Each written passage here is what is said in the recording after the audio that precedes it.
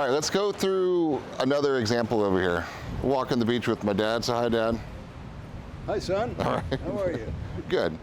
All right, so what we're doing, so if you look behind us, Taylor, see that big seawall? That was designed, obviously, to break water. This seawall designed to kind of stop the water, which is great until you have 6-8 feet of water on top of the seawall. And then you have waves that start crashing on top here.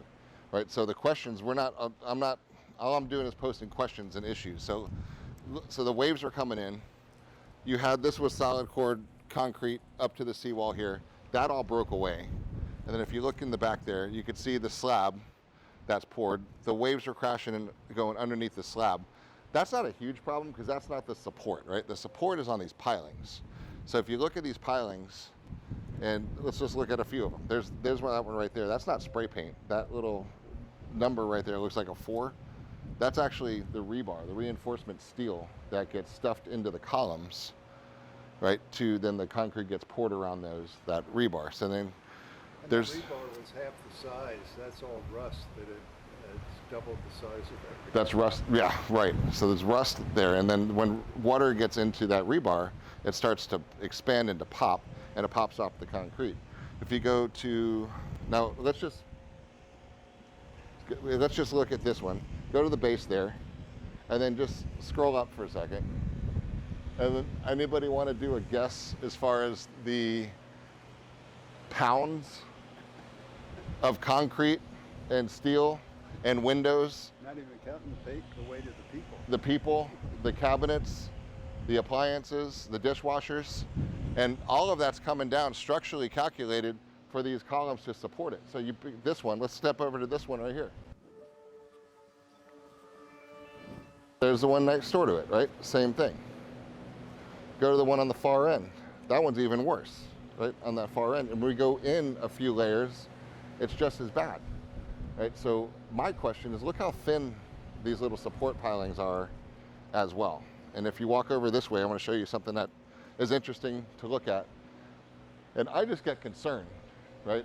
Because I know that there hasn't been an inspector that did anything before people are up there. There's people on their balconies right now. It scares the crap out of me, potentially, of what could happen here.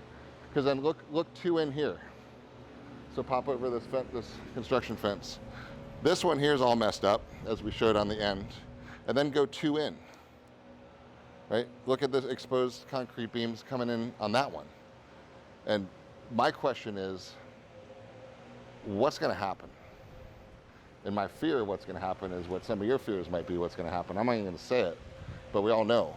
And I get really concerned about the structural integrity of these type of buildings. You can see the power that happened here. This is just one of them, right? There's a lot of ones. These are some of the ones that are in worse shape than the others. Now imagine when you had this water coming through and you had the cars in the garages, they're floating and bouncing into things too. Did you mention the age of this building? Mention the age of the building. It's built in 1972, right? So it's a 50 bunch of year old building. I'm doing math. Building sitting in salt water. Right, and the water table, if we were to dig a little hole, I do with my kids, your house all the time, we're gonna hit the water table in about 5 minutes, right? So there's salt water right down there. So underneath these foundation slabs are more pilings that went into the ground. They've been sitting in salt water literally the entire time for 50 plus years going up. So you have whatever that is made out of sitting in concrete, poured on concrete and steel that's now exposed, that's getting weaker, and that's not getting any less heavy, right? So these are the questions up and down. This is not just here, right? This is from Marco Island, the whole Gulf Coast. 1,500,000 condos are affected in Florida that are more than 30 years old and have to be inspected. 1,500,000 condos in Florida over 30 years old. Now, people like me. old by seasoned people. We'll use that on that one. So, but they had to be inspected anyway, right? This is before hurricane. They're all getting their inspections because of the Surfside collapse that happened in Miami a couple years ago. They forced the rules to come do inspection reports to make sure they were safe. Now enter 2 hurricanes in a row, and these waves crashing on here and bringing more into question the structural integrity of these buildings. What happens? This is just a case study, right? So if this were to, something were to happen to this building and deem it unsafe, You can never rebuild this here. The codes won't allow it. The density doesn't allow it. There's no way to rebuild it. So then what happens to property value on old condos when they're down? Remember the example, some of you remember watching this for a while, the Sandalwood property up in North Reddington Beach, right? There were 42 owners, I believe, in that building. The steel was exposed. The city came in, condemned the building, didn't condemn it, they deemed it uninhabitable. Got to use my words wisely on this one. And everybody was kicked out of the building. And then it was sitting there for a couple of years. And then a friend of mine, Frank D'Agostino, a lot of you may know him, we saw the opportunity and he said, let's go buy that and build a new hotel. So I had to go to 42 of the individual owners and get them to sell their units because the building was still standing. So we were, but the value of it wasn't the condo anymore, it's the actual dirt, right? So it's the dirt and the density on the land divided by that number of owners. So we had to get every one of these to accept a price that made sense. So in the event something were to happen to this, like what happened at Surfside, the only value in that property is the dirt and the density in X dollars per unit from a rebuild perspective. Then you divide that by the number of owners in this building and that's what it's worth. Nowhere near what these condos are selling for. And there's nowhere near they have the reserves for their insurance policies to rebuild, right? The reserves are for window replacements, balcony replacements, do the things in the windows and the roofs and all this stuff that's typically needed for the reserves. Not one condo that I'm aware of anywhere has enough money in the funding or the insurance policy to fund a rebuild, right? So this is just something to think about when you start looking at all these, and we'll bring you a couple more examples, but this really makes me nervous from a lot of different perspectives, from a real estate perspective, from a human perspective, from a safety perspective, from a what the hell's gonna happen perspective on here. So I hope nothing happens and I hope they can reinforce it. If one more Surfside happens, what will happen to the 1,500,000 other condos? If one more Surfside happens, or a hurricane-related Surfside happens, everything's changed. Everything will change. So older condo values are something to really have a serious consideration to think about. Just for the reason like that, this isn't speculation. This is just me asking questions about what might this do and what concerns should this have.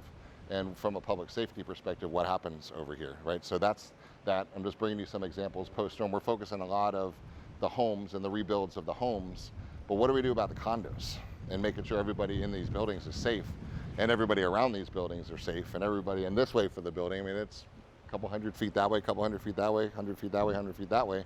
That's in a scary zone. Maybe this is unique. Let's look at the one. Maybe it's a one-off. Look at the other one. It's not a one-off. We just showed you the two-off. So now this is a two-off. So we'll go to another one in a second. So interesting. Again, this is just me bringing awareness to something that we need to have awareness on to figure out what we're going to do. Maybe it's a one-off. Maybe it was a two-off. Here's a three-off. Right. This is just another one. This is an interesting scenario. Yeah, 3, 4, and 5 off. I want to zoom in on this piling just for a second. I just want to know if anybody else notices anything interesting on that one. Material, perhaps. So that's wood. Look at the bottom of the wood. Doesn't look like it's the strongest piece of wood in the world with a little wood rot on it. Now pan from the base there, Taylor, and look what it's holding. And then look what it's holding, and look what it's holding, look what it's holding. That's 1, 2, 3, 4, 5, 6, 7, 8, 9, 10, 11 stories of weight of concrete and appliances and windows and walls on that one beam, right? And then you look at the foundation right under here, the waves are crashing, blew out the windows, eroded the sand underneath the whole foundation over here. And then you come over to this side and you see the size of the foundation footage. Now you've been watching our projects that we're building and the foundation pieces are enormous, right? Now this is what was required back in the day when these were built, so nothing wrong with it, but look at the difference in the size and look at the weight that's all of this weight's coming down on these pilings over here.